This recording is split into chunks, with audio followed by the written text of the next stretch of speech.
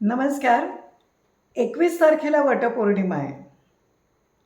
22 तारखेला म्हणजे दुसऱ्या दिवशी जर वडाच्या झाडाच्या जवळ जाण्याचा योग आला, तर लक्षात येईल की वडाभोवती गुंडाळलेला दोरा आदल्या वर्षांपेक्षा पुष्कळ कमी आहे. श्रद्धा नसण्याचं कारणच नाही, कारण आपले सण जे आहेत ते विज्ञानावर आधारलेले आहेत. अनेक कारणं असू शकतात. त्यातलं महत्त्वाचं कारण असावं वेळ. कारण सद्यस्थितीमध्ये गरीब असो किंवा अगदी खात्यापित्या घरातली स्त्री असो, बहुतेक स्त्रियांना अर्थार्जन करण्यासाठी म्हणजे नवऱ्याला हातभार लावण्यासाठी, त्यांच्या संसाराला हातभार लावण्यासाठी घराबाहेर पडावंच लागतं. उडपी लोकांचं हॉटेल म्हणजे उडपी हॉटेल सोडलं तर इतर ठिकाणी म्हणजे केमिस्टकडे किंवा वाणसामानाचं दुकान या ठिकाणी स्त्रियांना काम करताना मी पाहिलं आहे. अर्थात तुमचा अनुभव वेगळा असू शकेल, पण वेळ नसणं हेच महत्त्वाचं कारण आहे.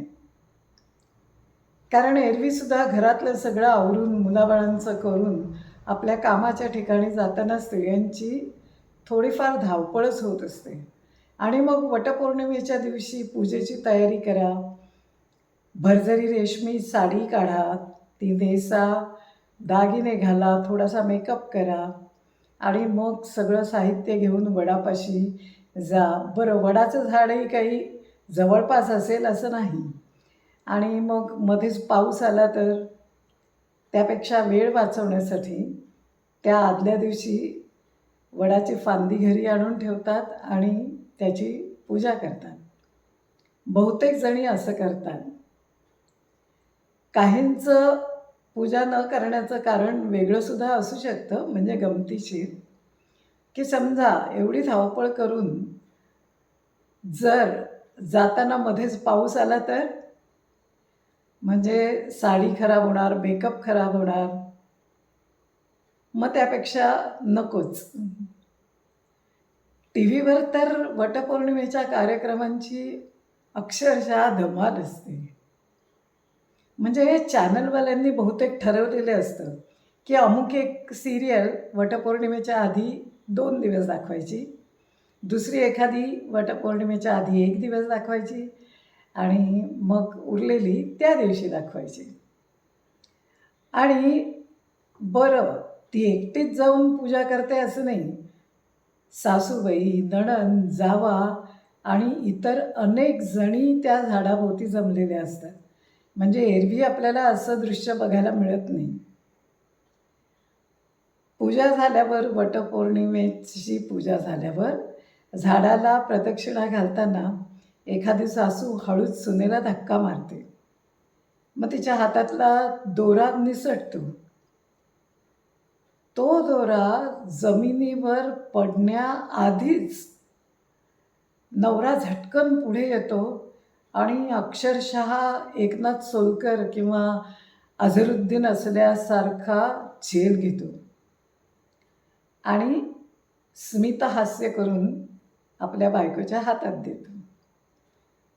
दुसऱ्या एका सिरियलमध्ये प्रदक्षिणा घालताना हिरोईन अडखळते आणि ती पडण्याच्या बेतात असते. तितक्यात हिरो झटकन पुढे येतो आणि तिला सावरतो. एका सिरियलमध्ये तर असं दाखवलं होतं की प्रदक्षिणा घालताना पाऊस पडायला लागल्यावर नवरा एक मोठं पान हातात घेऊन, कुठून त्याला मिळतं माहिती नाही, ते पान हातात घेऊन दोघांच्याही डोक्यावर ठेवतो, जेणेकरून लावलेला म्हणजे जो दिवा वडाच्या तिथे ठेवलेला असतो तोही भिजत नाही आणि तिचं साहित्य खराब होत नाही आणि दोघं मिळून ती प्रदक्षिणा पूर्ण करतात. मला एक कळत नाही टी व्ही सिरियलमधल्या सगळ्या नवऱ्यांना इतका वेळ कुठून मिळतो वटसावित्रीच्या दिवशी बायकोबरोबर राहायला. असो, गमतीचा भाग सोडून देऊया. पण अशा गमती टी व्हीवर आपल्याला भरपूर पाहायला मिळतात. वटपौर्णिमेच्या दिवशी मला ठिमक्काची आठवण येते.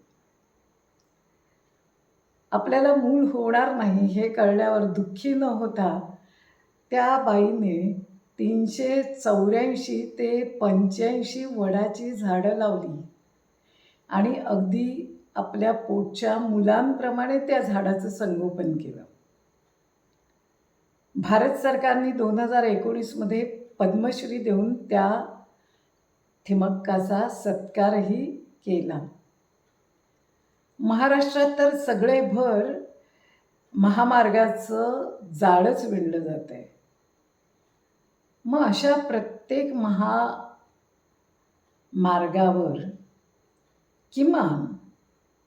किमान 10 ते 12 वडाची झाडं लावली गेली तर तुम्हाला काय वाटतं? व्हिडिओ आवडला तर लाईक करा, शेअर करा, सबस्क्राईब करा. पुन्हा भेटूया. नमस्कार.